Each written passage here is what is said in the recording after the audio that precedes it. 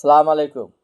বাংলাদেশের পুলিশরা ঠিক আছে কেমনে টাকা খাইবো, কেউ অপহরণই করবো, কিভাবে অত্যাচার করে টাকা ধরবো, চিন্তায় ছাইরা দিয়া বালা মাইসের ধরে টাকা আদায় করবো। এটা হলো বাংলাদেশের কাম।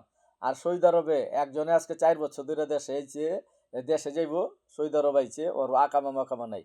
মানে পুলিশরে গিয়া বাবা বাবা কইয়া পুলিশরে কইছে যে আমি ধরা দে, আমি যামুগা, আমি 1,000 টাকা দিলাম।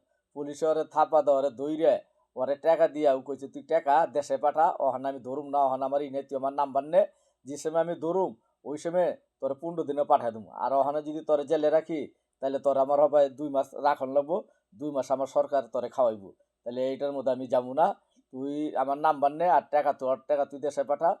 15-20 দিন পরে তুই আমার ফোন দিস, যে টাইমে আমাকে হুকুম হইব লোক ধরে পাঠাইবার, ওই টাইমে আমি তোরে ধরলে তুই 15 দিনের মধ্যে দেশে যেতে পারবি।